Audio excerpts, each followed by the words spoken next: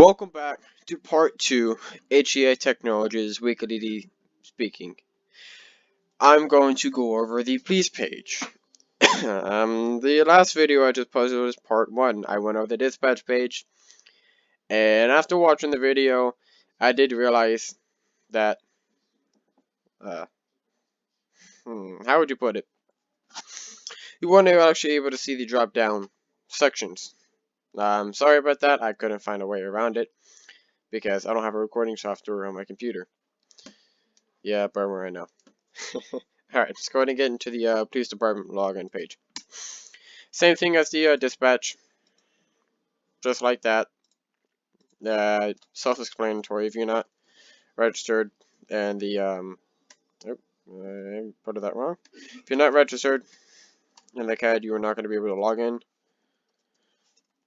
Oop, wrong thing, again.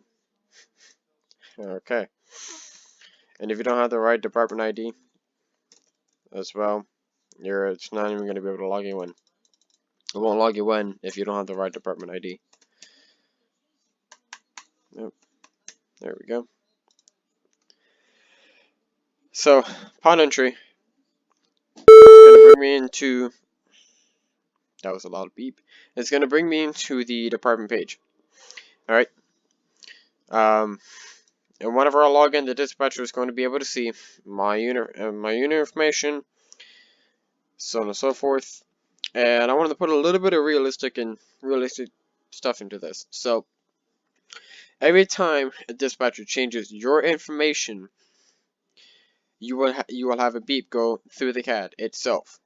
So let's say if my status changes, I will hear a beep come through my end, letting me know that something of my information has changed. I'm probably gonna have it like up here. Actually, I'm not gonna do it that way. I'm gonna have it. I'm not sure you guys are able to see this, but probably over here, I'm gonna have like another option where you can view your unit information, so on and so forth. And under the little edit tab, it's just a logon button. So let's go ahead and hop straight into the reports. Oh yeah, a lot of reports. Crash report. Actually, you know what? I'm not going to read it. I'm going to let you guys read it yourself. You can pause the video if you guys want. Sorry about that. Been coughing a little bit. Okay, I had to get a little refresher. So, this is where you guys are going to need training if you don't know what to do. So, what I mean by training is just wait until you see traffic citation. If you guys can actually see it. If you guys can, congrats. This is the traffic citation. Crazy, huh? Oh yeah, it's a beauty. I'm still working on that problem. I have no clue why it does this. I've worked with this traffic citation for over a week now. Tried to fix all the little tiny mistakes like this and that right there. It's like, God, it's a pain in the ass. Sorry for my cursing, but it is. Same thing with that, so on and so forth. Oh, cool thing, you can move around the objects. So, way the traffic citation works, you'll put the county of, say you put them over in Blaine County. What it would do is, it will have your current agency name, same thing, just a random agency, just put in agency number, I'm just going to put 180. Now, most of you guys are probably going to say, before I even start typing anything in here below this, you're probably going to ask, how do I know his driver's license numbers, or how do I know his telephone number and zip code, or where his address is? I figured a way around that. As soon as you type in the first name, what it's going to do, the first name is a search field. I have it searching for all the civilians' first name. So if you type in Dingle or John or Billy Bob or whatever you're looking up, you're going to be able to get his first name. Now, whenever this name is submitted and this first name input, all this information registered to that first name is going to show up. Driver's license, date of birth year, race, sex, height, so on and so forth. Same thing. Let's say, oh, I don't know the year of the vehicle or the make or the year the tag expires. Same thing. The license plate is a search field. If I type in ABC, right there, AB3-123, it's just a practice license plate. As soon as I click enter on that, and you guys get it. As soon as I click enter, it's going to bring up that vehicle information. This is where you stop them at. So if I stop them in Blaine County, I would say Sandy Shores. So I stopped them in Sandy Shores. So that's the city and the county. So it's going to be Blaine County and the city of Sandy Shores on, it's going to do Route 68. And you have a couple options. Commercial vehicle. You guys already know what that is. If it's a motorcycle, if it's able to carry 16 passengers or more, or if it's having any hazardous materials. Pretty much placer to hazard materials pretty much means if it's carrying any hazard materials.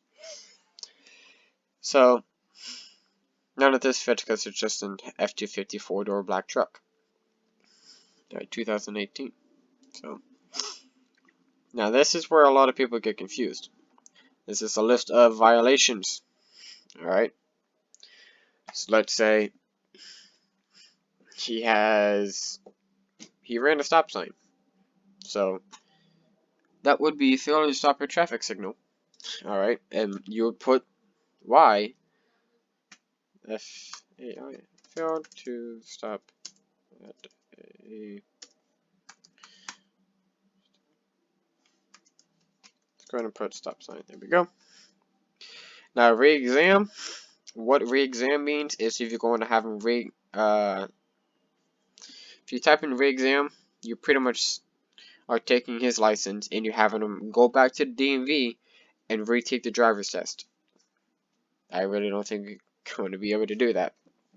DL seized, which means driver's license seized, which means you have taken his driver's license and he's not able to get it back. Then you have the subsection. Based on what kind of penal code you guys go by, you can put whatever. So on and so forth. And since he just failed to stop at a stop sign, it's going to be an infraction which does not require court appearance. Alright. And based on what kind of violation he committed, this is based on if it's a criminal violation, appearance in court as indicated down below. I just put a random court date in there. Actually not court date, court address. So on and so forth. You get the hint. Alright. You put the civil penalty amount based on your guys' penal code. And here's my unit number. It's going to be 1 Lincoln 318. And my badge number is going to be SO for Sheriff's Office 001. That's when I put my name. When I'm done, click submit. Now I have submitted the traffic citation under excuse my language, Dingle Shipberry. This is the warning citation. The case number, don't worry about the case number. That's nothing for you to touch. The CAD itself automatically makes a case number for each ticket that's submitted. Saves you guys time.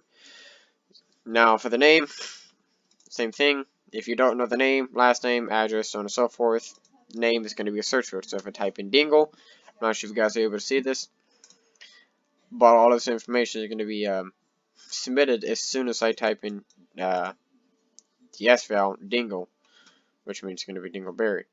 I have driver's license number, so on and so forth. Tag number, same thing, ABC. It's going to put the vehicle information. This is always going to be checked into say warning. Alright, if he has a muffler out, lights, or other, you just click other. And if it's none of these other violations, just click other again. Then put the violation. Let's say window tint. Yep. It's going to put dark. So window tint too dark. Ooh, fix that. Spelling error. You put your officer name, which in my case would be Weekly D. So everything else is submitted. That's going to be a violation as well. And click submit. Oh yeah, I forgot about that. The text that's highlighted in red, those are required fields. Say I put them over Mdt 68. It's an easy street name to remember. So when all the required fields are filled out and you click submit, it's gonna automatically submit it. Already at 10 minutes. Okay. Let's go ahead and get over the name database. Name database. Here we go. Not sure if you guys are able to see it or not. If you are, congrats. So last name. Let's say you pull somebody over, or if you're stopping somebody, get his first name and last name. Okay, if you get his last name, in my case, I just put a random civilian in here as I'm working on this. It's going to be Barry. It's also a search field. Same thing for Dingle. Also going to be a search field. And whenever you're done, just click search, and it's going to bring up his information. All his, if he's an SA citizen, his driver's license. As you can tell, his driver's license has been revoked. And a little bit about him. You can also comment. So as of right now, officers have commented that he is a known sex offender. So I know to know about that. When I click address, I'm going to see his address, the description of the house, and you can also edit the comments.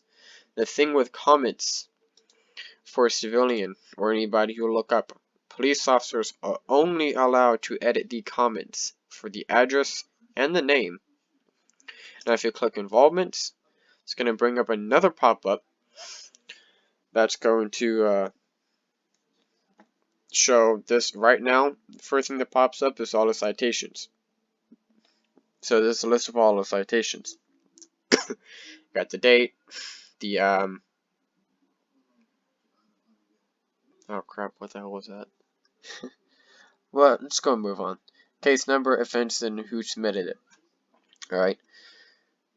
Also, you can move these around too. So let's say you want to look a little bit more in detail into this. That's the citation we just submitted. Click that. It's going to bring up the other citation, and you're going to be able to see his whole entire citation. Every last bit of it. Same thing. So, he was stopped in W Freeway. I have no clue what's going on with that.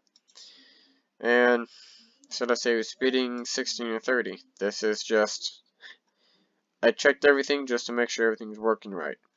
So, traffic citation. So let's see, want to see his warnings. As of right now, he has 3 warnings and 3 citations. He has a warning for right headlight out. You can take a look at all of that as well. Modified muffler, so on and so forth. Pages are random ones, and this is the one that we just submitted. So that's that.